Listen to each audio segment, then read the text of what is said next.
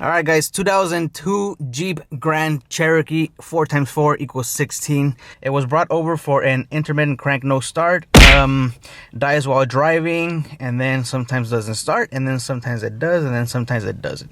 So here we go. 2002 Jeep Grand Cherokee. Right now it starts. As you guys can see, let's focus there. We got 214,164 on the odometer. We got a check engine light on. We got an airbag light on, and we also have an oil pressure all the way up. Now I think that's just a gauge issue, unless we have a lot of oil pressure or a shorted sensor or something like that. Right now this vehicle starts, and it starts up fine every time. Quiet. All right, so we're gonna go get it on a little test drive, and we're gonna see if we can duplicate the concern, which is have this Jeep die while we're driving. So they did say that it restarts up fine, so I should be able to make it back safe. All right, let's go on a quick test drive. All right, went on a little test drive, and the car did not act up, but as soon as I pulled up back into the pad, this car died on me. So we're gonna try to crank it and see if it restarts. I kind of wanted, I don't know if you guys noticed that, but there's no RPM change right here, and that is an indication, or that points us towards the crank sensor. So let's look at this again.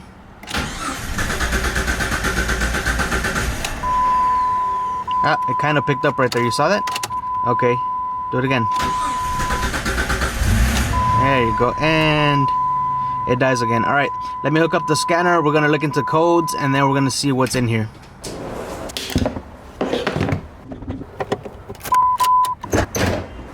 Hopefully this looks good right here. So I got the scanner hooked up. I'm gonna go automatic ID.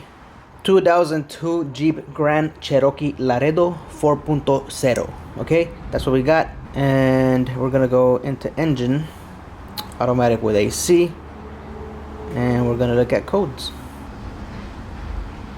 Oil pressure sensor volt high, no crank reference signal at PCM, and that goes with our no RPM on the dash as well. So let me look at some PIDs as far as cam and crank.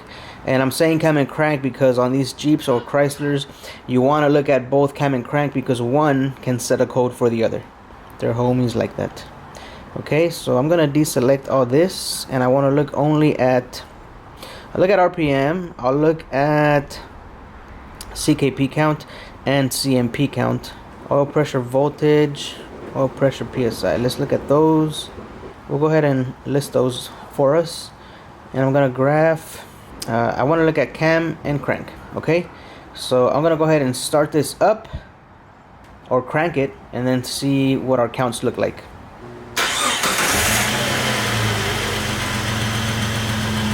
All right. Okay, it started right up, and it just died right up. No communication, collecting data. All right, let's try it again.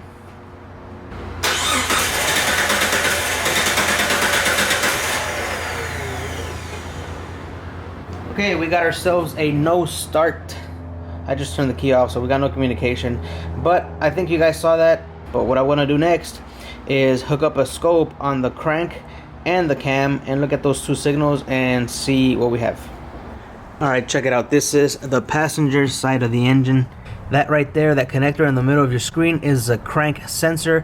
Runs behind the engine and then bolts on to the other side somewhere over there. Alright, and then our cam sensor is right here. You can see that little gray chingadera right there. I also went ahead and pierced it, pin number 3. I'm connected to both signal wires right there. I'm gonna hook up to the scope, and then we're gonna get some readings. Lap scope, 4-channel lap scope. We're gonna go on, let's see, so we'll go channel 1 and channel 3, 10 volt scale, 10 milliseconds. I think we could do 20. And okay, I'm gonna start it up, or I'm gonna crank it. Hopefully it starts.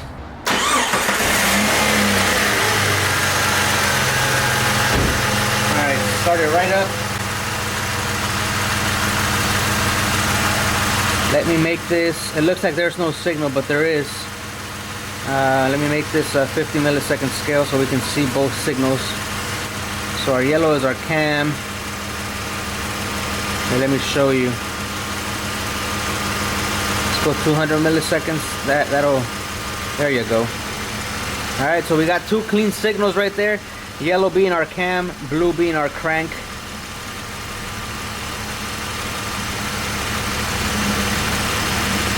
But it looks like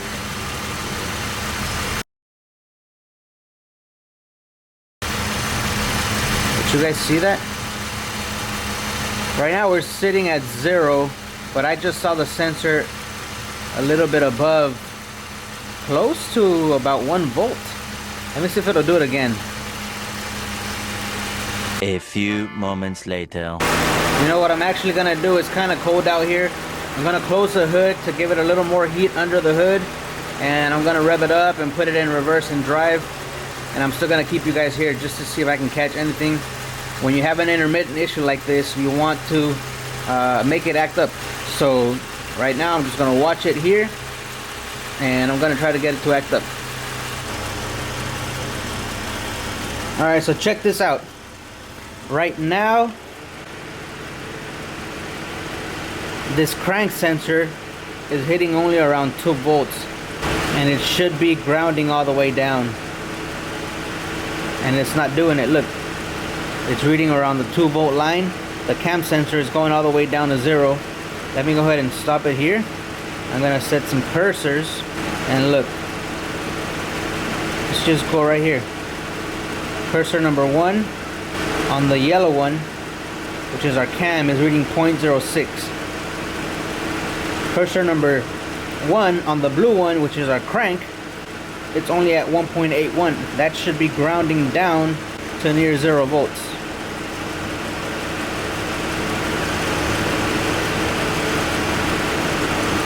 So let me see if I can get it to do it. Up, there you go. I just turned off. Ugh. Okay, hide my cursors, back, stop. Let me see if I can go back and catch that. Okay, check this out right here. I think this is our issue. This is our problem right here. So remember I told you that, let me zoom out. Inside every tooth of the cam, there's 3 crank signals. Each of the crank signals has 4 teeth. Okay, 4, 4, 4. Let's go back. Look at it inside here. 4, 4, 4. On this one, 4, 4, 4. But I see here 4, 4, 4 inside that tooth. 4, 4, 4 inside of that one. But then right here, I only see 3, 3. Right here, I see 3. And then I think this is where the car turned off. Okay, so it looks to me like we got a bad crank sensor, because we started losing signal right about here. 3, 4. This is correct. This is not correct. Okay, it looks like a bad crank sensor. We're gonna pop one in there, and then we'll take another capture. All right, we got ourselves a sensor. I picked this one up from O'Reilly's. It is a standard sensor, part number PC176.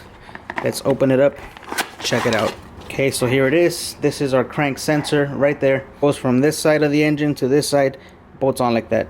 All right, I probably won't be able to show you guys the remove and replace. It's gonna be pretty difficult. Okay, you see how this hole is elongated? That means you're able to adjust the sensor this way, but you don't want to adjust it, okay? What you want to do, you see this little piece of paper right there? That's a little spacer. They put that there on purpose. That's probably like a 1/16 of an inch, and basically once it touches, once the flywheel starts spinning, it's gonna knock that paper out of there, so leave it on there. All the way over there. Fuck a Jeep. This fuel line right here goes down that way, and it looks like it's in the way.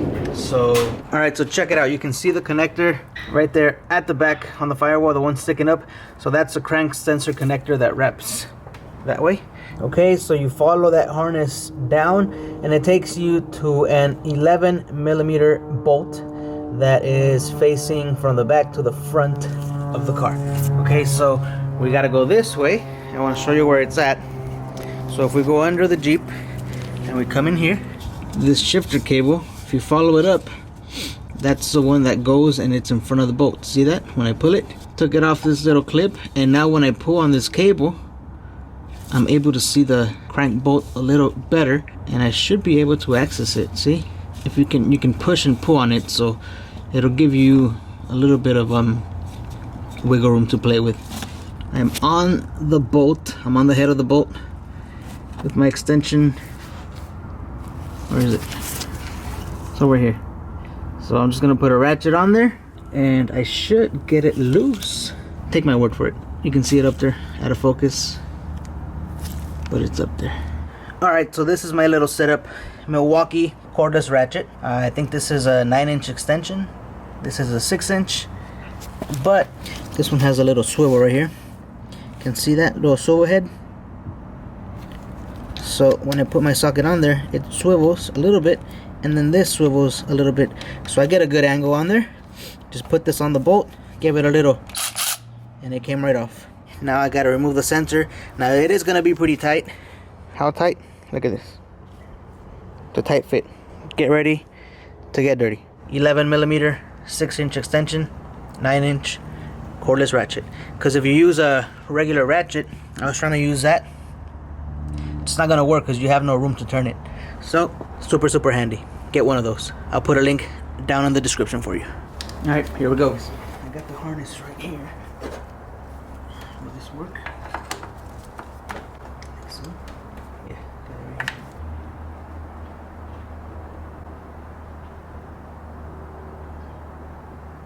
No, not gonna happen.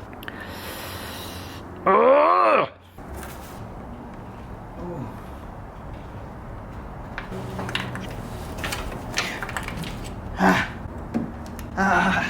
Got it. Okay, well that was fun. Check this. Okay, so the sensor sits in there like this. This goes on the bell housing. This piece of the harness comes this way, plugs in. That's where we're doing our testing. Okay, now when the sensor is in there like this, the bolt is over here. So we took that off from the bottom. What I did from up here was I took a pocket screwdriver and I jammed it, I wedged it right here, and I twisted it. So this way I was able to turn the sensor like this, because it's gonna be hard to pull it up like that straight up. So I wedged this in here, I pried it, and then it twisted. Now I kept twisting it and twisting it, but when you're trying to take it off, this piece is gonna hit on a little line that's here. So you want to take the sensor from this and turn it 180 like this, and then you can pull it out. Okay, then it comes loose, and then you just wiggle it out of there. It is tight. You are gonna get a little bit dirty, but it's not that bad. Okay, so here it is. It calls for 1 hour labor. You can get it done in an hour. You can get it done in less. So I'm gonna take the sensor, I'm gonna install it this way, I'm gonna give it a 180 turn once I'm in there, and then I'm gonna put the bolt on, plug this in, and then we'll get some more readings afterwards. Just gonna put a little bit of WD-40 or some kind of lubricant in here to help it slide in, then we can put it on. Alright, so you guys can see I put a little bit of dielectric grease on the sensor. You want to go ahead and put something, some WD-40, some dielectric grease, some PB Blaster, even some engine oil. You don't ever want to put it in dry. Alright, so I'm back on the scanner. I'm still connected to the signal and the ground on the crank sensor over here. And right now what I'm going to do is I'm going to go in, clear any codes that we have, and then I'm going to do a crank sensor relearn, because you got to relearn the new sensor so that you don't get any misfire codes or anything funky with the car. Okay, so codes only. All right, I'm gonna go ahead and clear the codes. This oil pressure sensor volts too high, is gonna stay there. Right now the P0320 is the one that I'm worried about, so I'm gonna go ahead and clear the codes. Clear codes, yes, beautiful. Let's double check. Codes only, no codes present. Cool. So basically we got to decelerate from 45 miles per hour to 30 3 to 5 times with the throttle closed, and that's going to relearn this crank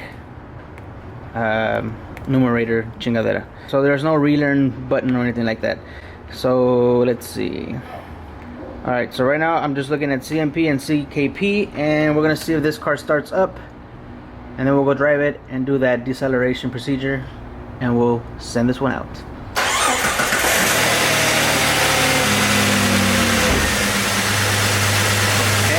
Right up. CMP, CKP. Alright.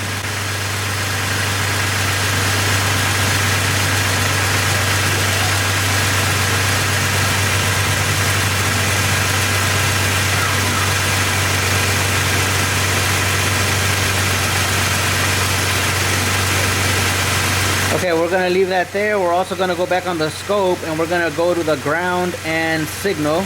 That's what we're doing on the lap scope. And remember, I'm still connected on that crank sensor. And boom, both of these are at 0 volts. Let's see. Refresh. And there we have it. Live 0.55. What we'd had earlier was this crank sensor sitting at about 2 point something volts. Right now it's down to 0. Let me give it a slower time base. Under 1 second. Now 100. Okay. Look at that. Still got our 4 windows. 4, 4, 4, 4. This one looks like it's fixed. And there you have it, guys. 2002 Jeep Grand Cherokee Laredo 4.0 liter engine. This one came in as an intermittent dying while driving condition, and then it turned out to be a crank no start. Went ahead and diagnosed it as a bad crank sensor, which is in the back of the engine over there. Went ahead and swapped it out. That took care of the no start condition. We also went ahead and swapped out the oil pressure switch. That one took care of the gauge, so this car is good to go. If you want to see more car videos, go ahead and subscribe to the channel. Hit that little notification bell. If you got questions, comments, criticisms, or concerns, drop them down in the comment section below. And that's it, homies. I'll see you on the next one. Peace.